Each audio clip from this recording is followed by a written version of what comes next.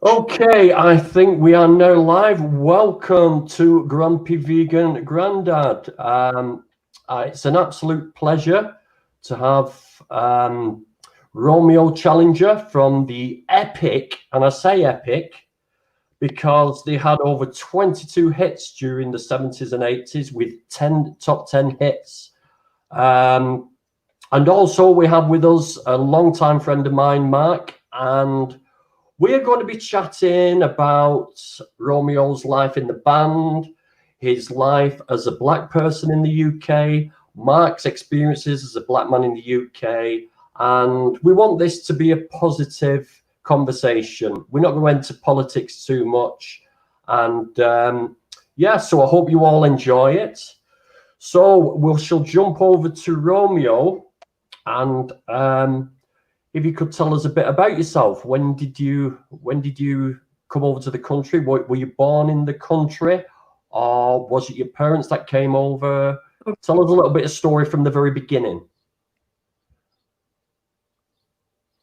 Okay, from the beginning, born in Antigua, 1950, 19th of May, 1950. We stayed there until 1958. Then we moved to England, came by boat. And remember the name of the boat, actually? It was called the Sorrento, which docks in Southampton, I believe. We lived in Hackney for a couple of years, then moved to Islington, to school in Hackney, but by then my grandparents had moved to Leicester, so we moved up to Leicester with them,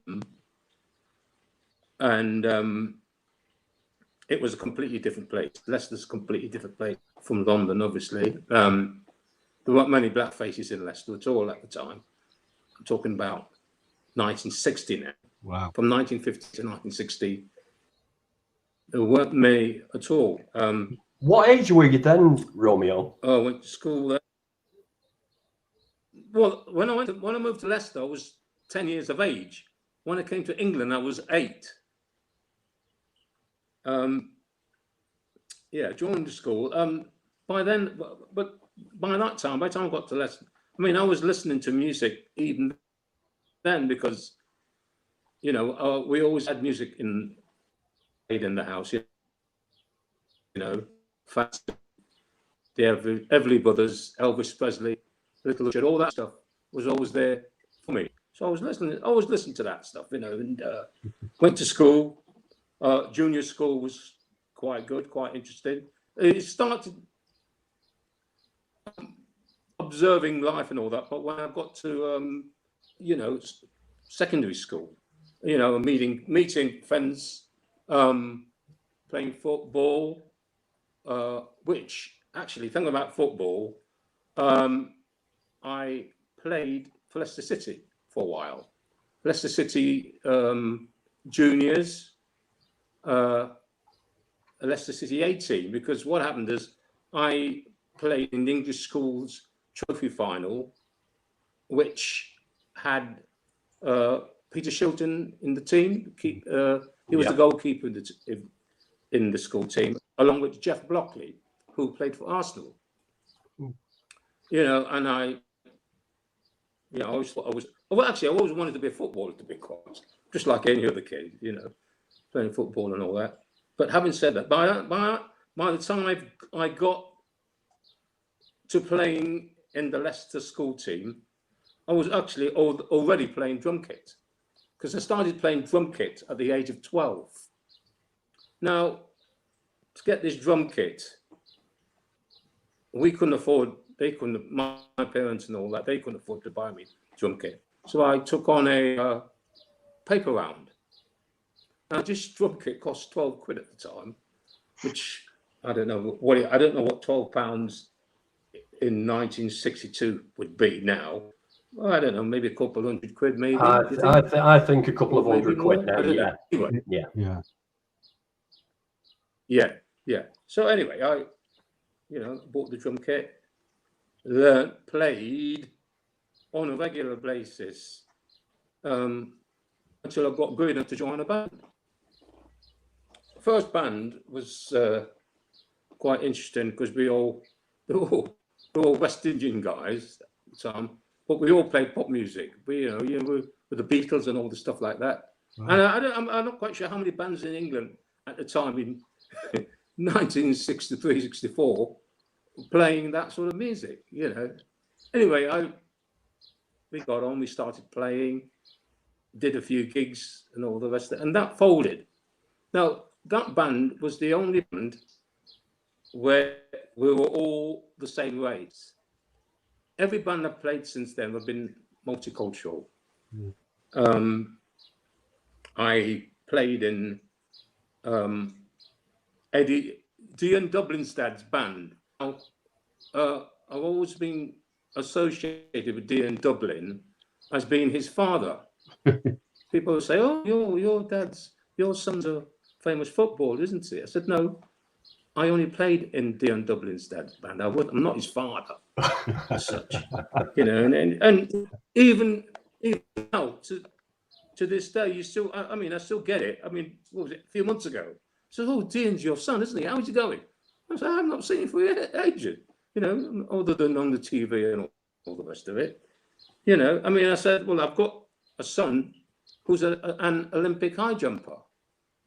And then I said, "Oh, they say, oh, we know that, but we thought that Dean was your son as well."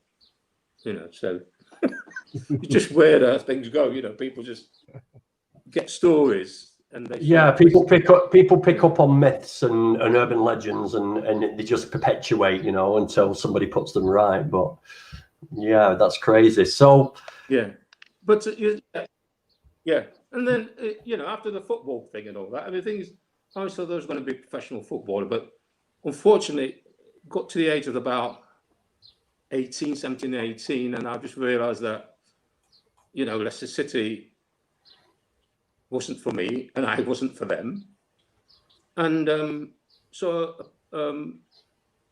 pursued musical career, playing drums and all the rest of it. Yeah. Can I ask a question, Romeo? By getting myself a teacher. Yeah. Can I ask a question? Why particularly was it the drums? What drew you to the drums? Had you seen other drummers back home in Antigua, or what specifically drew you to drums? Because that's a big commitment. Yeah, the thing is, every time I listen to music, I always listen, for some strange reason, I always listen to the drums, and I always wondered how could you do that? It was just something I always wanted to know how to do. Because I always found out I was tapping my foot to it and all that. And I realized, actually, initially, the drums are quite an easy thing to play. Initially. Right. But then I found out that to progress, you really have to work it. And it's a lot harder than people think. People just think it's bashing away and all the rest of it. But okay, some people do that, and you could argue that's the case. But really, you have to dedicate yourself to it to be any good at it. You spent ages and ages just practicing, and and the thing is, my love of drums was always, though, I always liked people like Buddy Rich, Booker T and the MGs. Their drummer was a guy called Al Jackson. It was fantastic. Basic rhythm, but the feel was great. Yeah. And I always tried to mimic what he did and all the rest of it. So that was just a learning phase for me, just listening to the records and playing along to them. And so Buddy Rich was another one as well, but I couldn't play that Buddy Rich. You can. He's very technical. That ever lived. But he was an icon of mine, an idol, somebody I looked up to massively. Buddy was a white man who I looked up to massively. He was one of the blokes I sort of looked, thought, well, as icons go, it doesn't get better than that. The other one was John Bonham from Led Zeppelin. Loved his playing. Yeah. I always thought I'd love to be able to play like him. And of course, Tony Williams, who was the drummer in Miles Davis band. He was 17 and he was an absolute cheat. All those guys I listened to. And, I was nowhere near those guys, but I always appreciated their skill. And the skill that they had was from hard work. It just doesn't, you just doesn't happen overnight to spend some time doing it. So, so my love of drummers was from listening to records and playing along with it. And initially thinking it was easy to play and finding out it was very hard to play well. But you stuck with it, Romeo, and then you created a band called, is it Choice? Am I pronouncing it correct? Choice. Is that the first band you sort of a band? Yeah, the first band that you sort of formed. Yeah. Well, the thing is, before Choice thing, there was a band I joined called Black Widow. They were from Leicester. They were a progressive band, a very early progressive metal band. I'm talking about 1969, right? Progressive metal band who was like into black magic. Now the thing about this is, like, I'm from a family who's at the time and still is Haitian, and they weren't sort of well pleased that I joined a band that had black magic rituals and stage and all the rest of it. So that didn't go down very well. I mean, like, I hope there were no chickens involved in all this or anything like that. No chickens, no. No Ozzy Osbourne biting heads off bats. It was. I mean, there was a girl on stage. They simulated a sacrifice. Things like, it was a little bit, Well, that was the 60s for you. I mean, experimentation got us to where we are today, because if it weren't for people experimenting with music, with sounds, with different things, we wouldn't be where we are today. So all due respect to everybody who tried. Anyway, we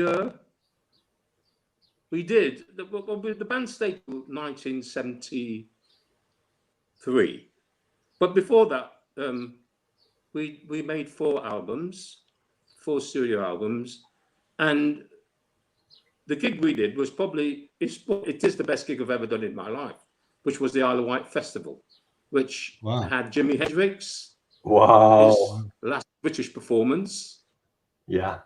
So, I mean, so that's the Isle of Wight Festival. I mean, that was a fantastic time for me, because, I was 19, 20 at the time. 1970, I was 20 years of age. Josh joined a band, and the next thing I know, I'm in front of thousands and thousands of people at the Isle of Wight. Wow. Meeting quite a few people and all that sort of people who are actually my idols, actually, from, the rock world and all the rest of it. It just, it was just a fantastic time. Anyway, that sort of fiddled out. And I said, the band finished at about, 1973. But luckily enough, as I was looking around in my local newspaper, the Leicester Mercury, I went to the sort of, jobs ads and all of that, and an advert in the paper, and it says, "Drum wanted." So I thought, I've got nothing to lose. I mean, I'll always explore an opportunity, you say. So I went along and listened, went to this pub, and there was this, there was a few drummers there auditioning for the part. So everybody went through, did their stuff and all that. And it was my turn to audition with the Fire, and the guys subsequently said to me, after 2 or 3 numbers, they knew that the job was mine anyway. So I got the job. Now, the band that I was auditioned for was a band called Choice. Choice ended up being one half of Showaddywaddy. Okay, so the other half was a band called the Golden Hammers, and which played the same pub but different weeks. We'd play one week and they played the other week. So it's a fortnightly thing. Was it the Foss Way or something like that? Some bright spark, I don't know who it was.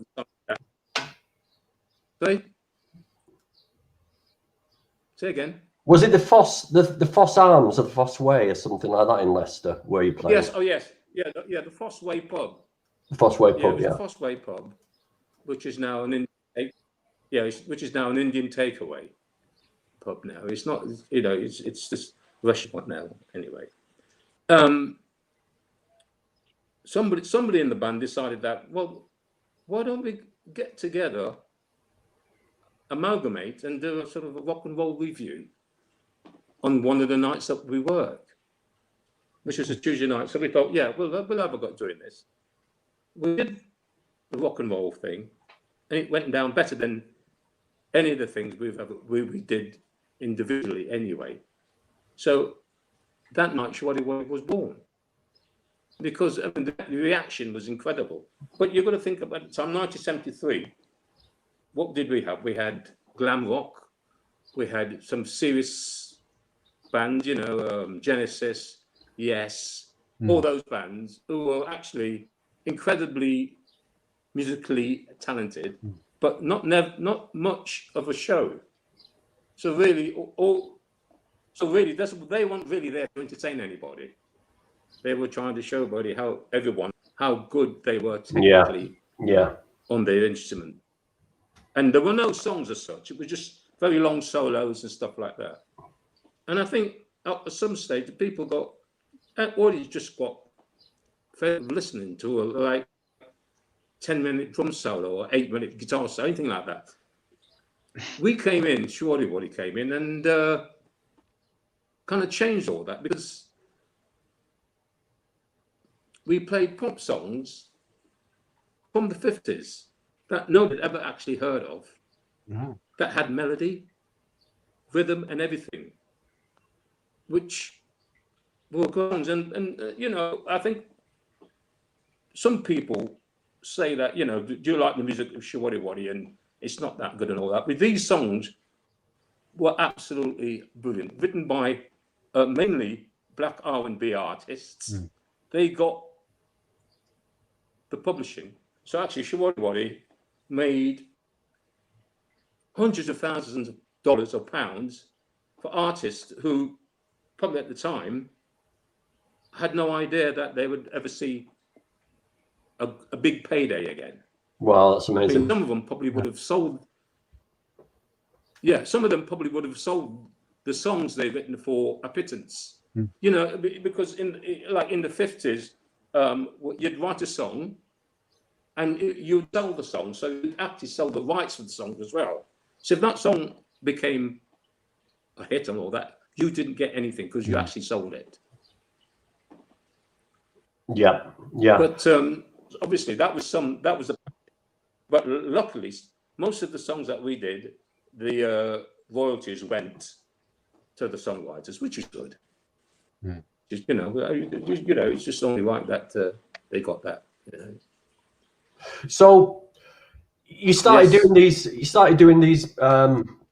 gigs, and then somebody approached you to go on New Faces, which I didn't know, because I mean, obviously in 73 I was 5 years old, so I wasn't sort of getting music. But you actually went on New Faces and won New Faces, and that's what catapulted you to into the charts and to get signed up.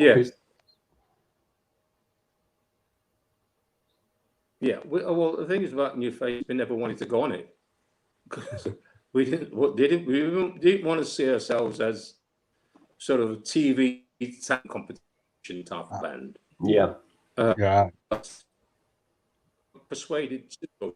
And quite honestly, it was probably the best thing we ever did, actually, because you remember the New Faces, 1970. I think was it 1974, whatever. I think there was only 3 channels: ITV, BBC One, and BBC Two, something like that. 3 channels. Yeah. So anything that was on TV, massive. I mean, just massive. So New Faces. I'm not quite sure what the figures were. It would have been like 15 odd million, or maybe more. And the rest. More at that time. And the rest, Romeo. And the rest. Yeah, but I will. On our first broadcast, record companies, songwriters, and producers were just everywhere, chasing the band, wanted to sign us, and all the rest of it. So we had a guy. I mean, do you remember Dusty Springfield? Yeah. Yeah. I don't remember her, but I know who she is. Yeah. Well, yeah, she was in a band with our producer, Mike Hurst. They were called the Springfields. Mike Hurst produced Cat Stevens, right, and all the rest, T4 all that stuff. He saw us and he said, I think you guys can do something in this business. Would you like me to produce you? I said, yeah, fantastic.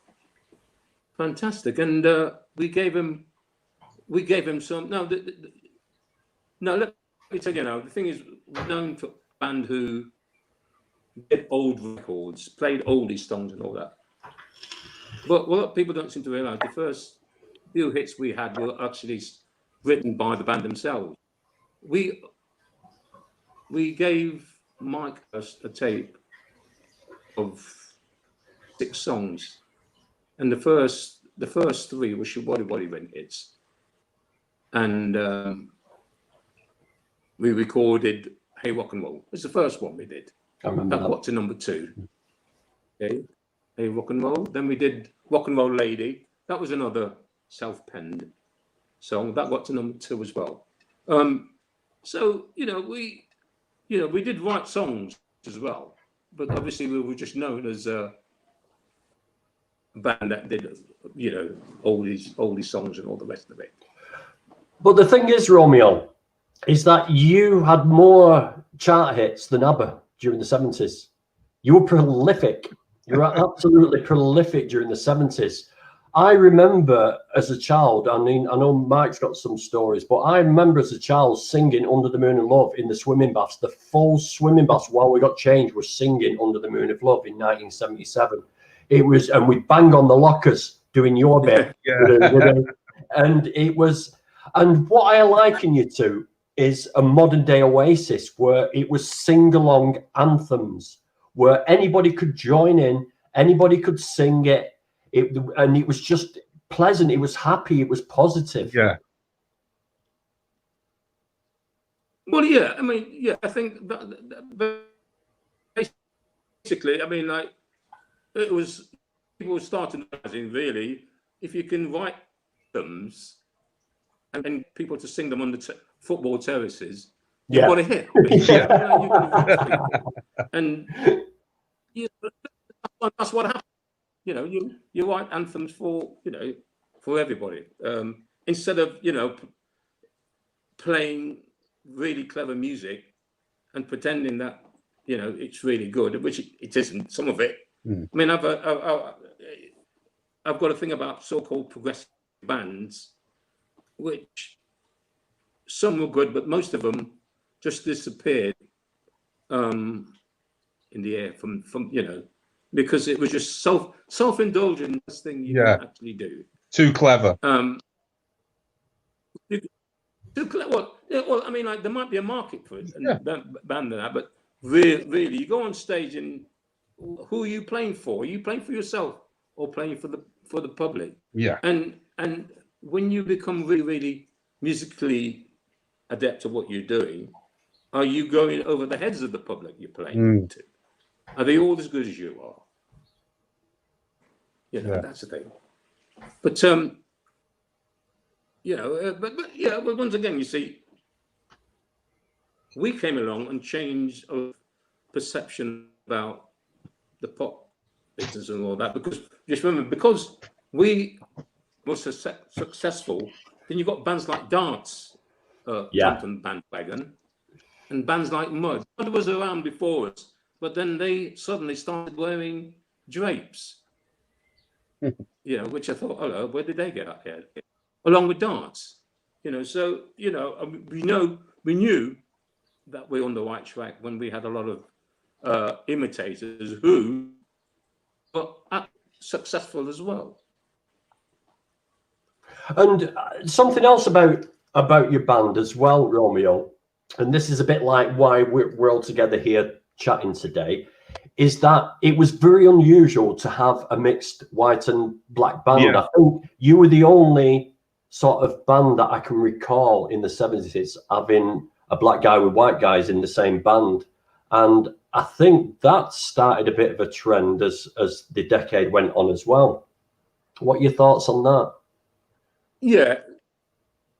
Yeah, kind of. I mean, funny enough, for me, it wasn't strange, because every band, most of the bands I ended up playing with, I was probably the only black person. Well, not probably, I was the only black person playing in this band. Yeah. And I think what happened is that I think people eventually found it acceptable to have, you know, person of mixed race or different races in it, because if you think about all the pop groups before, the Beatles, the Who, the Stones, the Kinks, the Hollies, everyone, you know, they were all white guys, which is fine. The only other band I can think of, but was with the Equals, but they were multiracial. So Eddie Grant. The Equals band had Eddie Grant, and all that, you know. But they probably were the first multicultural band as such. But you know, I mean, Showaddywaddy wasn't. Would you multicultural? Because I was the only black person in it. But you know, it was unusual, because I mean, I didn't realize, but you know, I'd recently gone to doing arenas and gigs and all that we were doing, and some of the guys were saying, "My God, oh yeah, nice to meet you," because when Showaddy was in the TV, we used to come in the room because there was everybody say, "Oh, there's a black guy in it." That's true. That playing there, you know, people was. But this is the thing. This is the thing, you see, though, is that it's inspiring for black people. I mean, Lenny Henry was the same. It was like black guys doing well was an unusual thing in the 70s, and it shouldn't have been. And it was like, I can imagine lots of people just saying, look at these guys doing well, but why is it unusual, you know? And yeah, I think the 70s was a really sort of a melting pot time of people sort of starting just very slowly, bit by bit, intermingling and being accepted. But it was still a very bad time for to be young and black. I mean, Mark grew up at the same era as I did, and have you got any experiences during the? I just want to say that, I mean, I remember seeing Romeo on telly when I was a young kid, and he inspired me, because you never used to see black guys play music. I mean, you know, you either see all black or all white, but then you see Romeo, and to me, it would become more acceptable, and it was great music to dance. It's rock and roll, and it was fantastic for us to listen to. The thing is, it's I mean, it was actually testament to the rest of the guys in Showaddywaddy who actually, when I came for the job, what they were looking for is a drummer. Yes. Not a white drummer, a drummer. You know, that was Yeah. basically it. Do you find, Romeo, that in them days that musicians are more accepting? They're just interested in the music. Good question. Do you know what I mean? Because I play myself, and I always find that musicians are like that. Well, look, let's put it this way. When I joined Showaddywaddy, was successful, I did have a lot of detractors. A lot of people say, "Why you, as a drummer," and they'll probably see that age, and I'd played well. Why are you playing in a pop band? Why are you playing in the, you know, in a white band and all the rest of it? And Right. I did get a lot of stick for that, but not really from white people. Right. Yeah. A lot of my detractors were black people, because they seem to think that, you know, because I'm black, I should be playing funk, reggae, or whatever. I mean, like funk, reggae, and all the rest of it, I love. Yeah. But this doesn't mean I have to sort of play it. Number one, I was listening to people who could play it a lot better than I could. You got, you know, I mean, I don't want to be like, you know, the drummer in Bob Marley's band. It was absolutely brilliant. Yeah. You know, I want to be in a situation where I can hold my own, play with the best. Yeah. Rock and roll gave me that sort of space to occupy. Yeah. You know, jazz, R&B, and all that. Those guys. I mean, I could have gone in it and done it and all that, but you know, I would have just been an also man. Right. In that. Yeah. It's not that I don't good enough. Anyway, I love rock. Well, yeah. Well, the thing is, rock and roll is rhythm and blues, isn't it? Can I just interject here? Sorry, can I just stop you guys? Yeah, there's a few comments about Romeo's audio. Yeah, we are aware that his audio is a bit dodgy, but there's nothing we can do about it. Obviously, he's picked a really bad internet provider, so his connection's not brilliant. But I'm sorry, we'll have to just bear with that.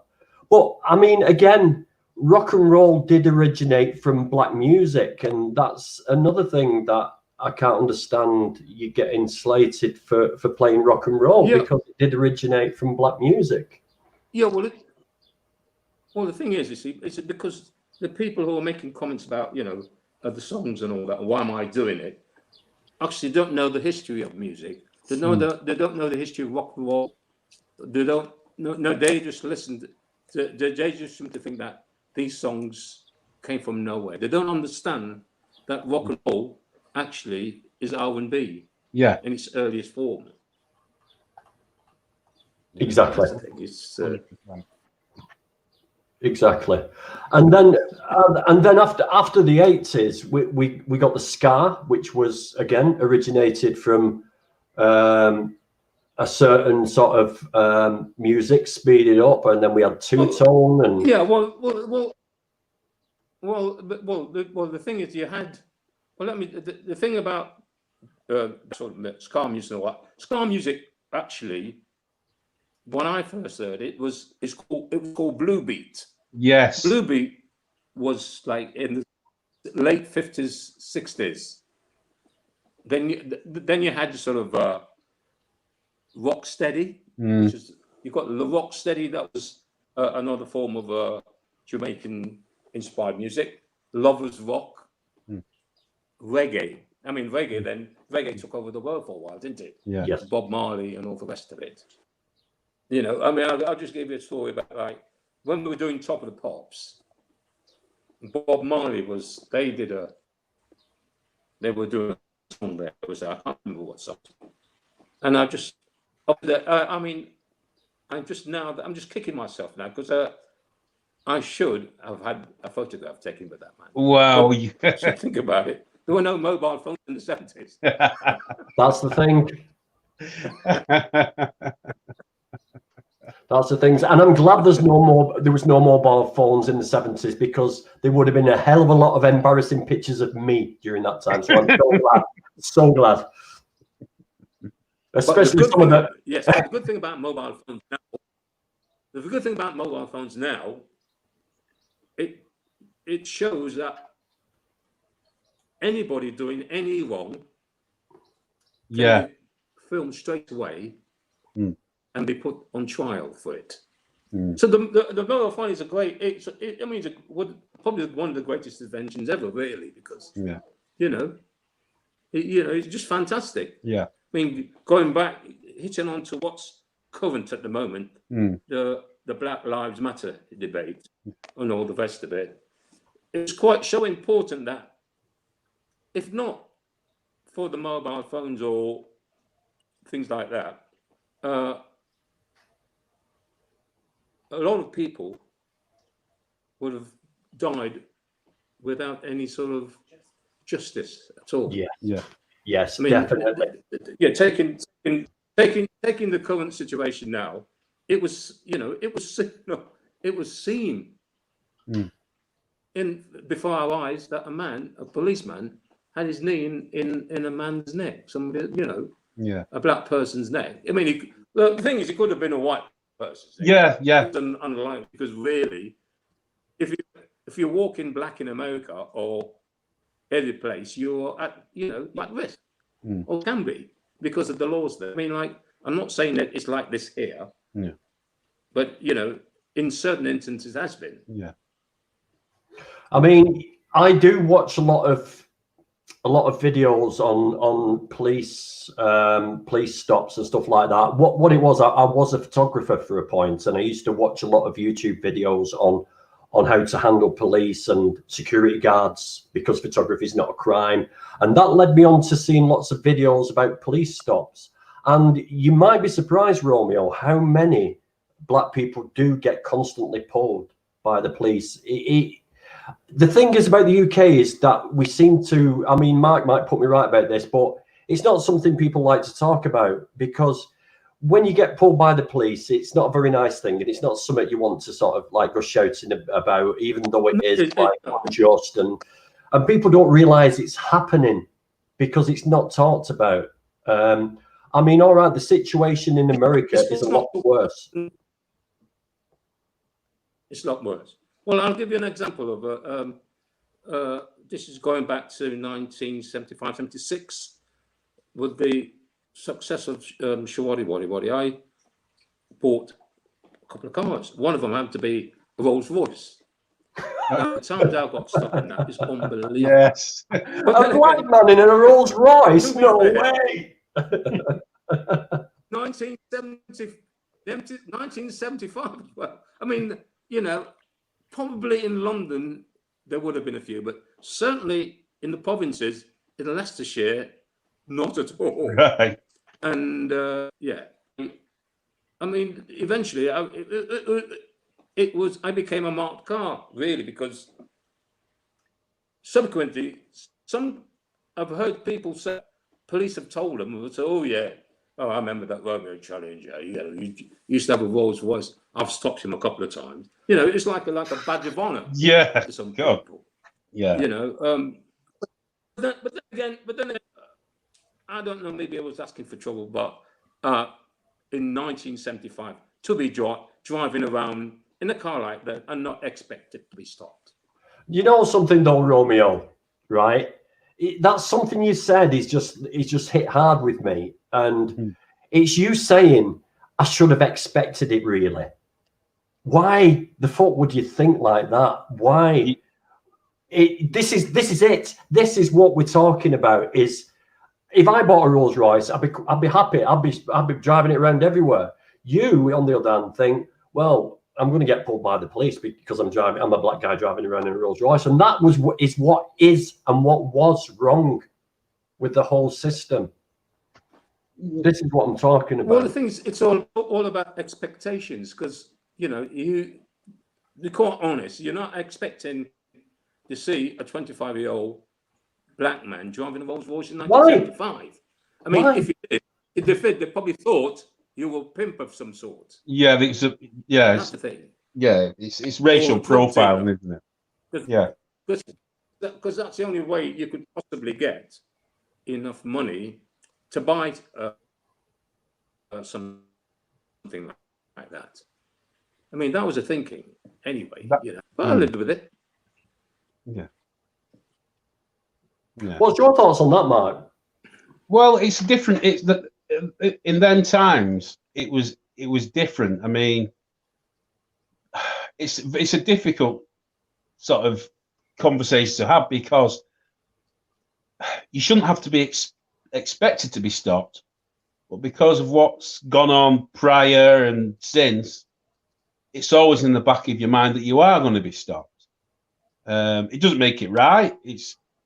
But it's just how people have been programmed to think, and how black and white have been programmed to think. Do you get what? Do you know what I mean, Danny? I see it that way. I think it's a bit of it. I think it's ignorance, and it's stupidity. I mean, people use this reasoning that it was of the time. Well, and yes, I can understand that comment. It's of the time, but it was still wrong. It's still when you say it, it's still, and it's never gone away. Well, yeah. I mean, even 100 years from now, it's still going to be wrong, isn't it? Yes. Whatever, a wrong is a wrong. Whatever. I mean, you know, if you knock down a statue that had a slave trader made whatever, how much millions of pounds, dollars, how many he's sold and all the rest of it. Doesn't matter. 500, 300, 400 years, it's still wrong. Yeah. How long? You know, the length of time got nothing to do with it. A crime is a crime. Yeah. You know, some people's way of thinking, you know,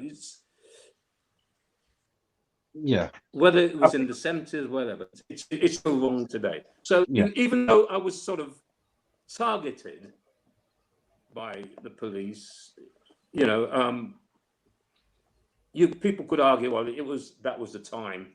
Yeah. And, you know, give it a bit of slack. But really, it was wrong then, and it's wrong now. Yeah, it was. What did you think?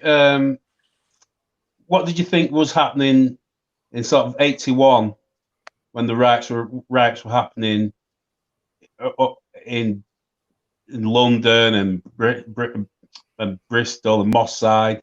Do you remember them times, Romeo? The race riots. Yeah. Well, I'm not. You see, when people call it the race riot, yeah, it's not a race riot because really, what it was acts between the police and the black community. Yeah. That doesn't. I mean, I'm not. The term race riot is not something I sit well with me, because basically, even then, I think if you look at some of this footage, the Brits and white and all, there would have been white people in there. Yes, with them. It's the poor, isn't it? So I can actually call it a race riot, because you know, if you go back to the 60s, the civil rights movement, well, white people there as well. You know, all throughout the time, it wasn't sort of monoculture thing where the police were just beating up all black people as well, which there were. Yeah. But there were people there in solidarity. Yeah, agreed. And that's gone on throughout. That's gone on through over the years, through the 60s, 70s, 80s, 90s, and now to the point where it's sometimes I look at the marches and think, well, where are the black people? Yeah, you know, basically what I'm saying, it's a movement now where lots of people are really getting tuned in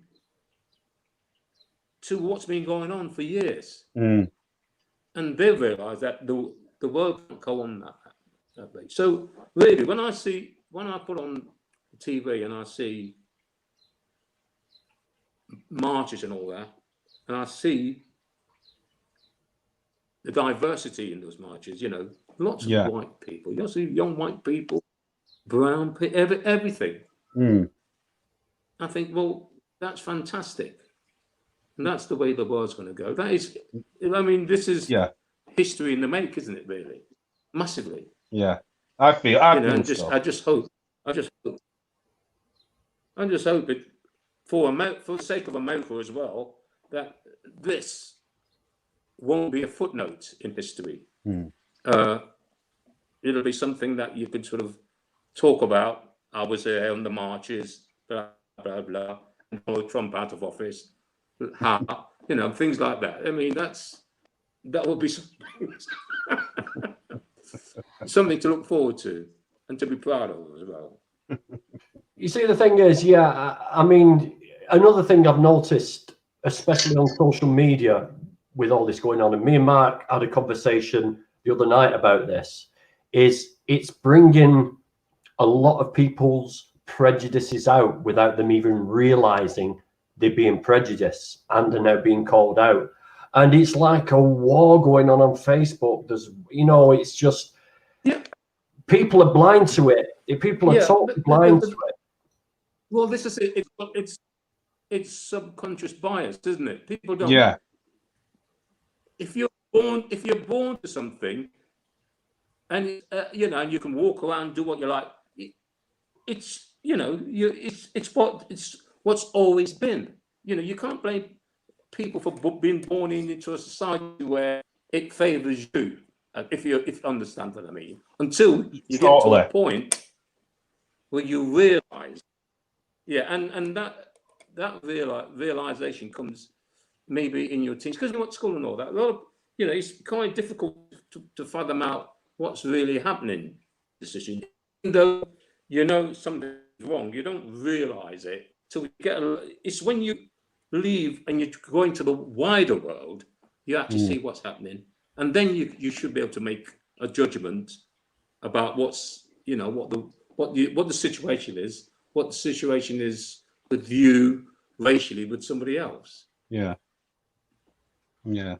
I mean, we've got a lot of hindsight. We've got a lot of year behind us. I mean, me and Mark, are you 50 yet, Mark? This year I'll be officially half a century. So you're in the 50 to 60 age group. Well, that's hey, I made it. I was just happy I made it.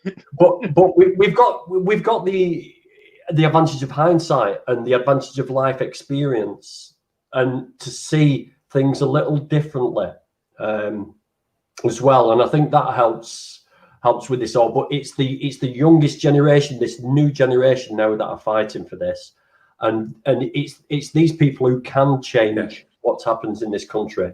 Is the young. We can say, you're right, you're wrong. Yeah. No, the young generation are fighting for their future, the future of everybody, really. But I mean, the thing is, they know that, you know, there's no future without sort of solidarity with other people. Yeah. At all, because it's just so barbaric. Is it? No, it's not probably a strong word. Uncivilized. To see another man being treated badly because of his color or whatever. Yeah, you don't have to be any particular color to look at that on a human level and say it's wrong. You know, it's.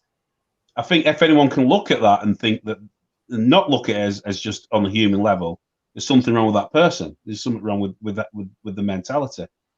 That's my take on it, Danny. But I think a lot of things. I mean, I think that in this country, we don't face the same kind of stuff that happens in America. Definitely don't face the same. There is things which could improve, for sure. But I think America is a different kettle of fish, you know, than what people face in this country, you know. So yeah, that's my take on it, Danny. But the thing is, it's actually yes, it's the same, but not, if you know what I mean. But the thing is, when you when you're in a car, you're driving a car in America, and the police pull you over. Now, a couple of things could happen. You could say, "On your way, buddy. Don't do that again." Blah blah blah. Oh yeah, you're up to date. Your license is good. Your insurance firm. Or you could die. That's the reality. In England, it's not. In this country, it's not quite the same. I mean, you will get targeted by a cop and all the rest of it, but generally, yeah, and you can get picked on because they've seen a black guy driving a car, blah blah blah. But the chances are, usually, you're not going to die. Right. Can I ask you something, Romy? Just out of curiosity, my mum's had a few issues to do with the Windrush situation.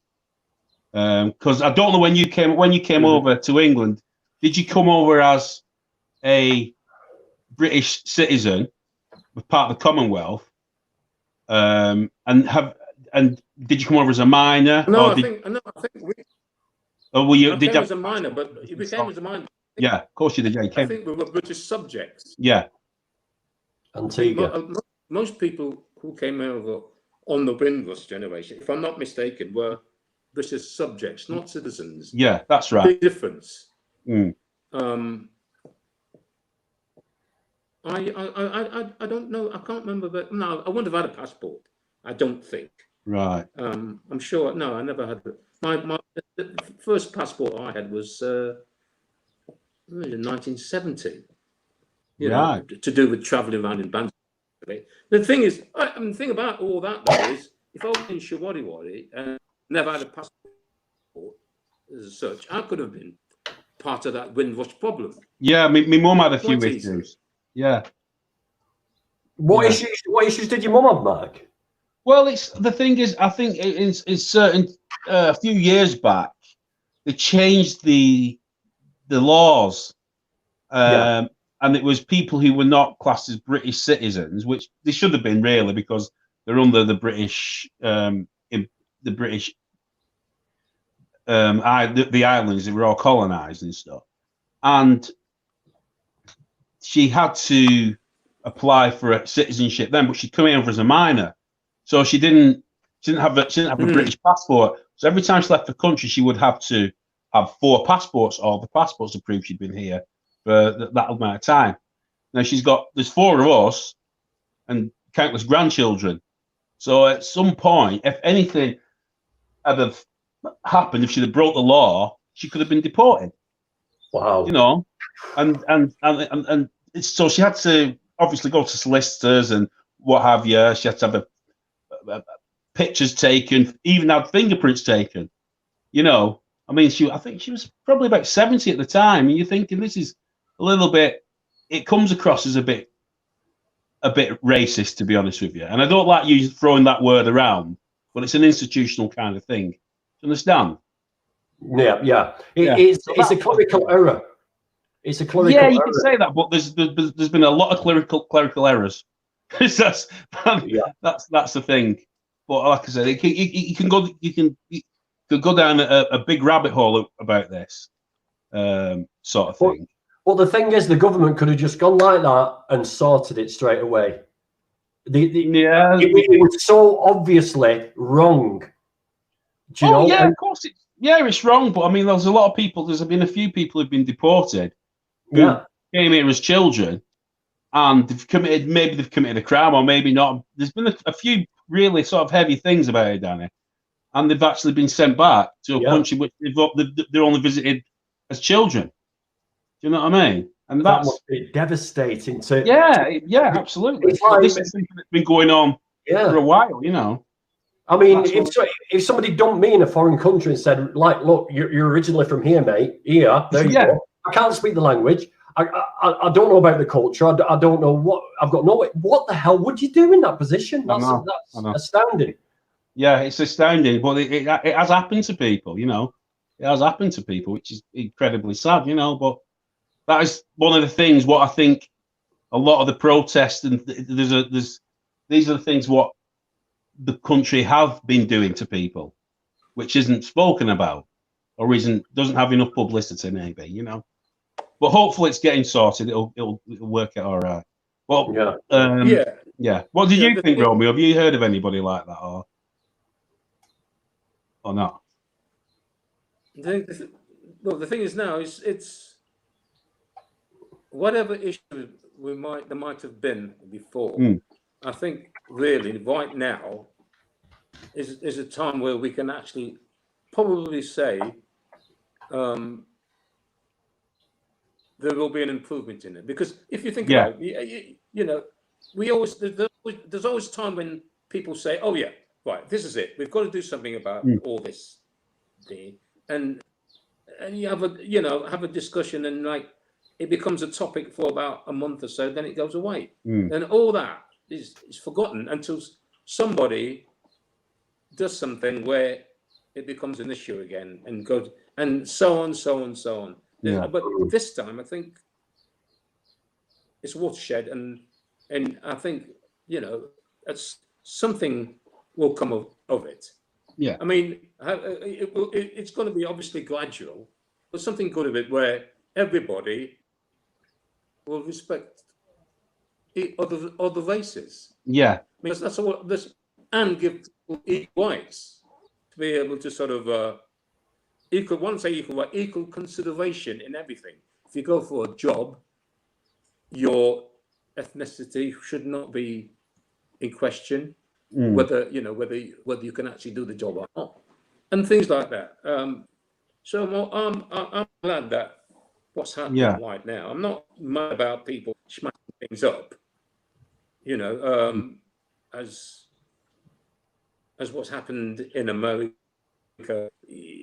I did see on the TV when they first highlighted it that in Minneapolis that a lot of the buildings they smashed on business were black owned. Yeah, I mean, it doesn't mean, to me, if it was white owned, it still would have been wrong. Whatever, they destroyed people's businesses, people's livelihood, especially in the times where it's a pandemic and people are just, you know, it's just difficult to have a business anyway, but to have it destroyed is terrible. You see, I mean, I've got thoughts on this, and I've spoken about this before, and any protest about any subject where there's a mass gathering of people, the criminal underclass will use it as cover to rob, pillage, and smash things up. It always happens. It doesn't matter what the protest is about. People will come in, criminals, and use it as cover to loot a shop. And it's not, in actual fact, most of the time the protesters themselves doing all this is damage and stuff. And that's what happens a lot in protests, is that the criminal underclasses use it as cover. I mean, what better cover than thousands of people, you know?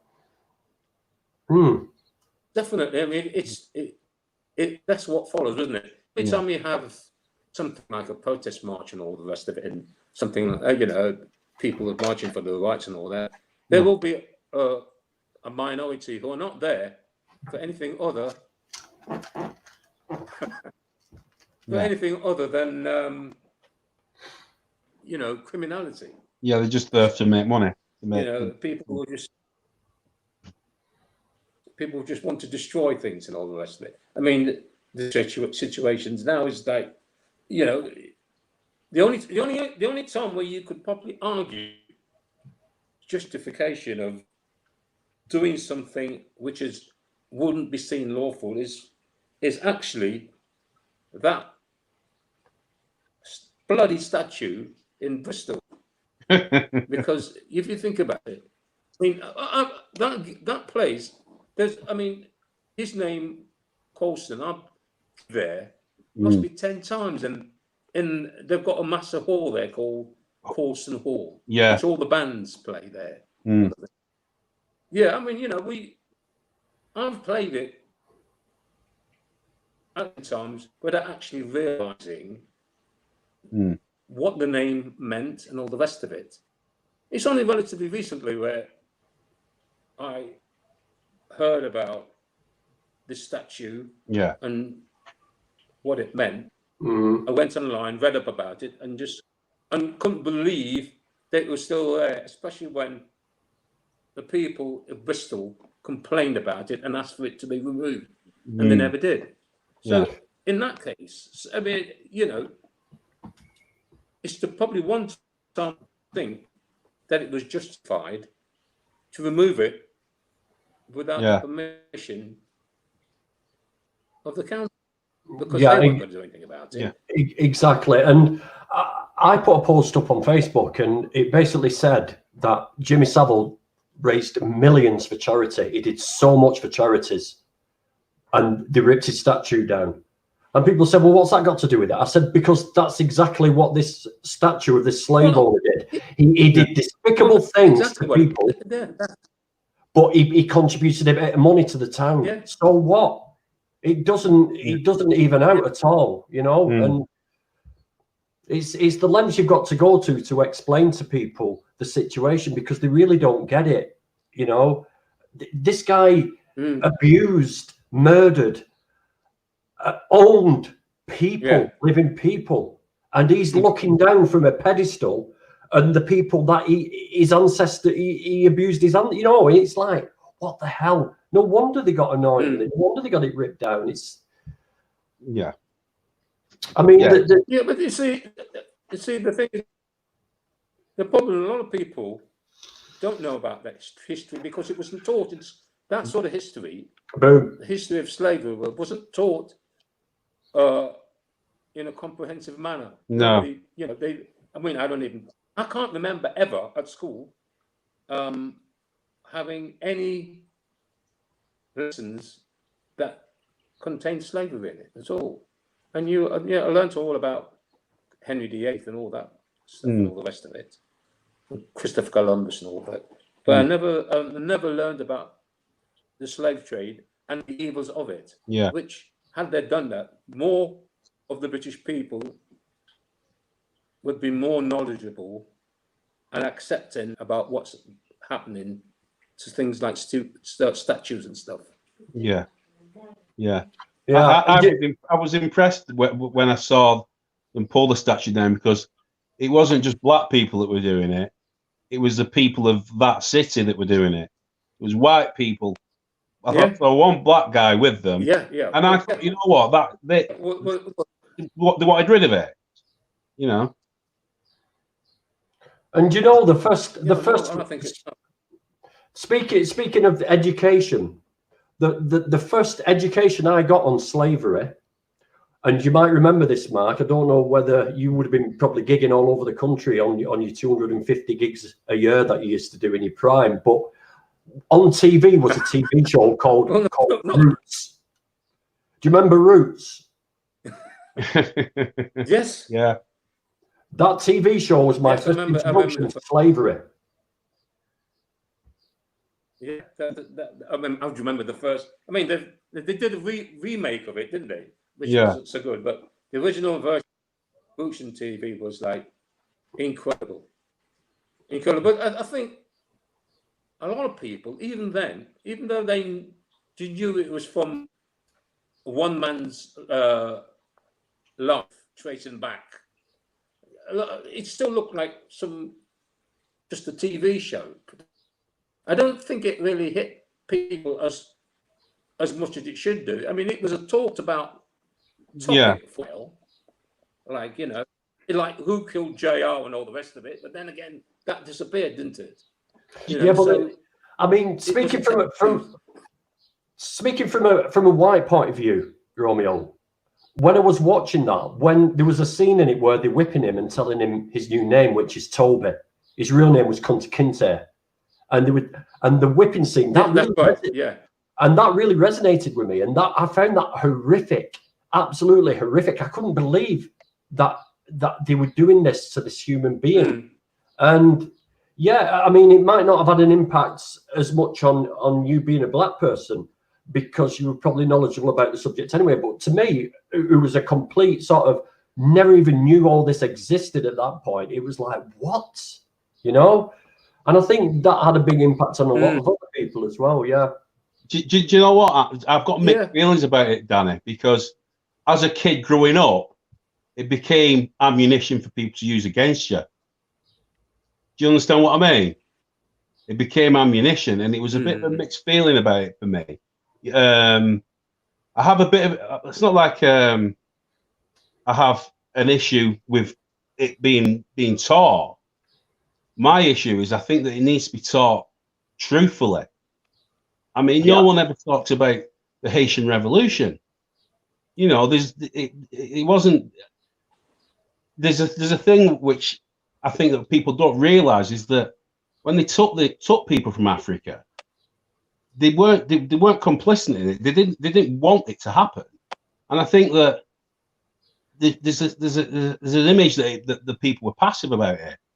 There was so many slave revolts, and you're looking at the Haitian Revolution where they became the first slave colony to actually overthrow their enslavers and create a nation before William Wilberforce.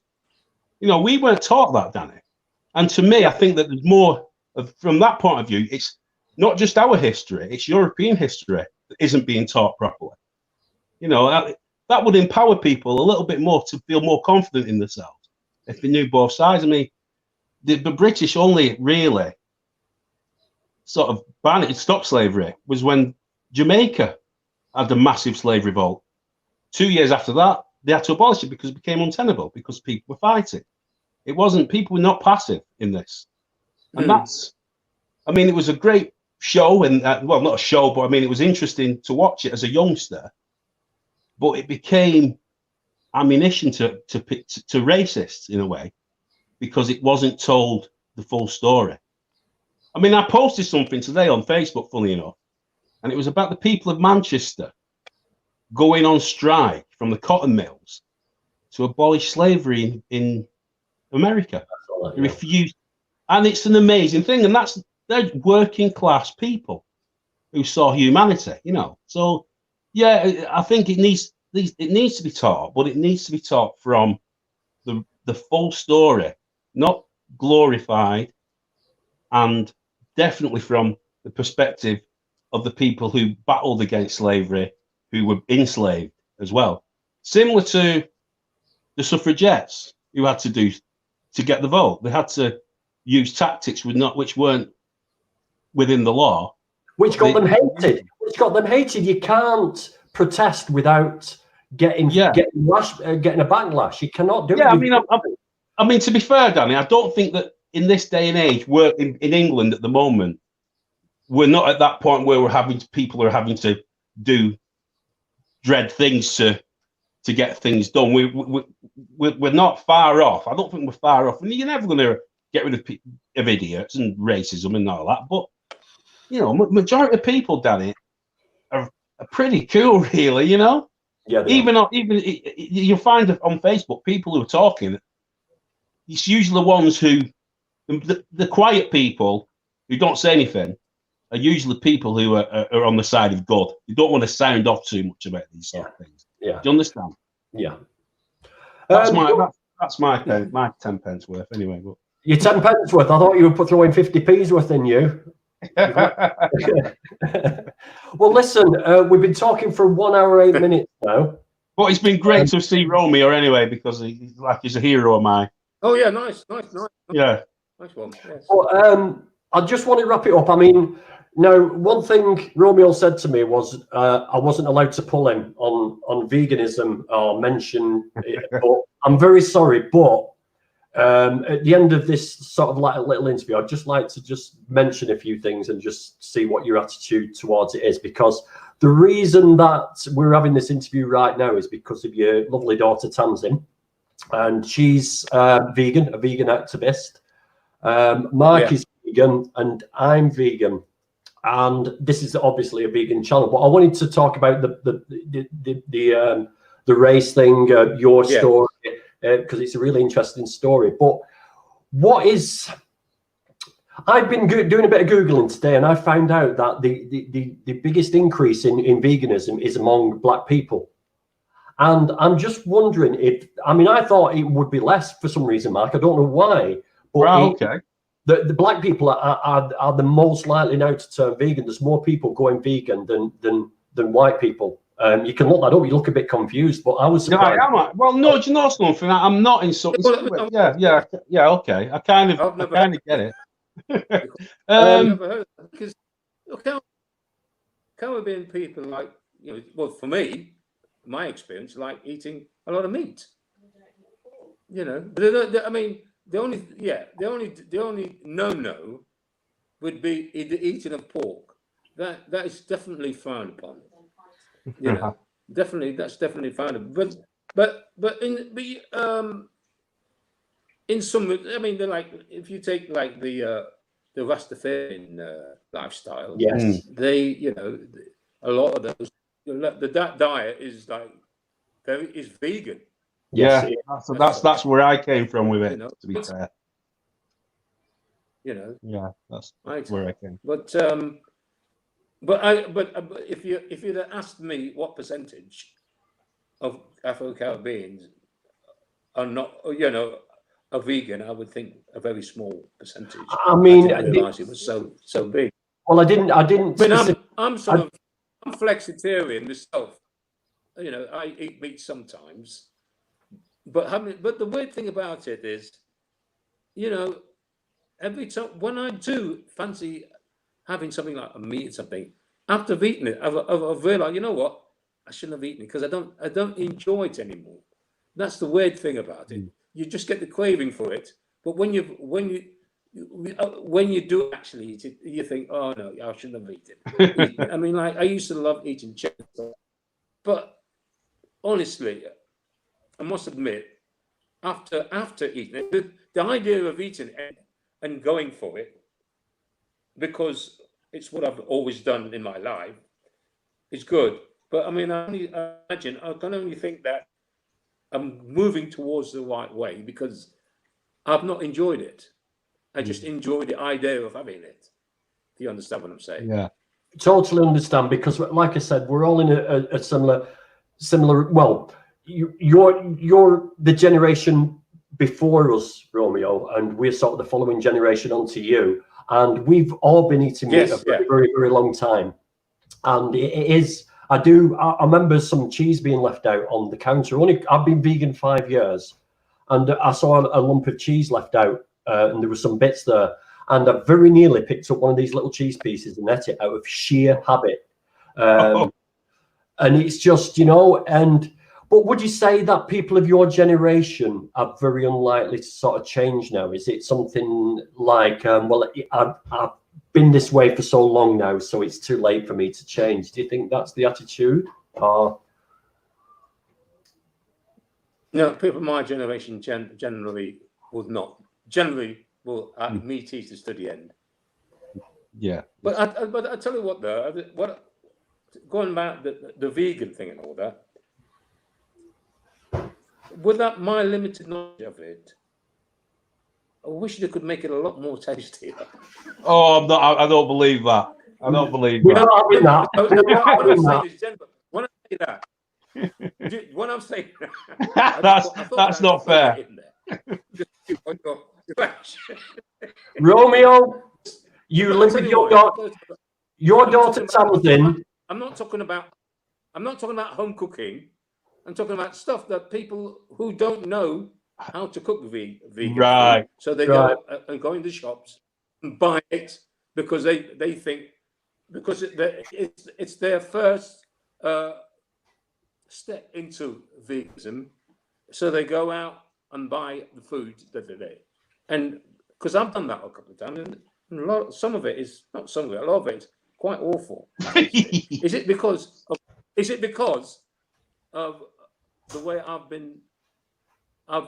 my diet has been over the years, and the way I'm taking it in, and my taste buds have been disrupted? Could that be it? Definitely. I mean, the main thing is texture, bite, and a lot of vegan food hasn't got the same bite. But once you get used to that softness of bite, everything tastes normal. It is an evolving thing for people, and it can put a lot of people off as far as the food's concerned. But the main priority with veganism is the oppression and enslavement of animals. the key thing about veganism is a very similar thing to the human slavery, is that we take these animals and use them as objects, use them as slaves. We use them as a product. We call them it. Yeah, we call, you know, it's a very similar. I'm not saying they're on the same par as humans, and nowhere near, but the treatment is very, very much like. I think most people don't have that sort of level of thought about it, do they? It's you know, it's meat. It was there. We've always eaten it. Blah blah blah. They can't appreciate, as you say, the textures that you know you've got to get used to become a vegan and the rest of it. But I think obviously as time goes by, it's getting bigger and bigger. It's just unfortunate this pandemic has stopped people from really exploring proper vegan food. I would have thought. But then again, on the flip side of the coin is that a lot of people now are putting 2 and 2 together and coming up with the 4, which is the reason we're all in this lockdown is because of our love for meat and confined animals spreading diseases. Antibiotics are pumped into animals. Yeah, that's true. And so these bugs are going to turn into super bugs as they get a resistance to these antibiotics. We as humans are eating meat laced with antibiotics. We are building up a resistance, and it's going to end in tears. This isn't the last pandemic unless we do something quick, you know? Danny, what made you become vegan, Danny? Well, I have to say, I became vegan. I became plant-based. My journey was plant-based. I realized that when my son was in his mid-20s, I would be 60 years old. And I've seen a lot of people my age who are overweight, who are waddling about. They've got arthritis. They got, you know, they're not in a good state. And I did not want to be that person who has to rely on my son to help. I didn't want to be a burden on my son. So I looked at the optimal diet. A little bit later on is when I started, which is inevitable, that you start looking at the treatment of animals. You can't help it once you're down the plant-based route. So, once I became vegan, that was it. There's no going back. It's just what you can't unsee the things that I actually saw. And I've always been anti-bully. I've always been anti-racist. I'm the person who steps in when I see an injustice. I can't keep a job down because when I see things wrong, I open my mouth instead of keeping quiet like half the other sheep in the factory. You know what I mean? It's like, sure. This is who I am. Right. I was thinking because, like I said, I was a vegetarian. Was vegetarian from 1999, but I'd always been. Romeo mentioned it before. Bob Marley was basically a vegan, and I was always working towards becoming a vegan. So I stopped drinking milk because I don't. It's not good for me. It made me feel ill, and I dropped a meat at a time up until a couple of years ago when I just went plant-based. And I looked at the health side of it, and you don't get cholesterol. You don't get animal cholesterol. It stops. So basically your heart disease, it can really help the health of your heart. And that kind of sold me on what it, and obviously my family being from the Caribbean, we cook properly. It's all I cook from scratch all the time. So I don't have that issue with going to shops and buying stuff which tastes a bit rank. When I buy my food, when I make food, I want to taste the flavour of it, and that's how I work it. So that's what I think about it. It is possible. It's just that you've got to use the right herbs and the right things to make things taste good. And you've got to learn. You've got to learn to cook. You've got to learn to cook. It becomes. It's almost like an art, isn't it? Yeah. When you're cooking, you know, that's how I look. That's how I look on it anyway. That's how I look on it. Well, listen, guys, I'm going to wrap it up now, and I just want to say it's been an absolute brilliant conversation. Romeo, you're an absolute star coming on and talking about your career. Mark, thank you for coming on and joining me in this chat and everything. and I hope everybody out there has enjoyed it. Are you gigging after lockdown, Romeo? Is there going to be Showaddywaddy gigging anywhere once everything gets back to normal? Yeah, I think, yeah. Well, I don't think we're going to be doing anything much before September, or it could be October, probably. Or, I mean, who knows? We don't really know, do we? No, we don't. We don't know. This lockdown is. We don't know, but I mean, it's. I mean, a lot of musicians are, you know, having to sort of do whatever they can, because, you know, self-employed musicians are not looked after at the moment, so it's tough for some of them. Yeah, definitely. So, well, if you send me any links about anything in the future, any future tours, please let me know, and I'll send it out to everyone who's been watching today. And I will do. I mean, like, yeah, we'll do. Yeah, I just hope, you know, I hope that the link and the sort of conversation we had didn't go too far misguided, because some of the things we were saying, I couldn't really hear you very well as such. But I think everybody knows what we were trying to say anyway. Yeah. Well, from what I've seen of the conversation, everything's gone fine. Once this uploads onto YouTube, you can look through it again, Romeo. It does go up, so you can watch it anytime you want, so you can have a nosy at it. But again, thank you so much for the pleasure of your company. You too, Mark. Thanks. Thank you, everybody, for joining and for inputting. And we shall see you all soon. Okay, see you later, Dan. See you later. Okay, cheers. See you. Thanks, Romeo. See you. Right, that's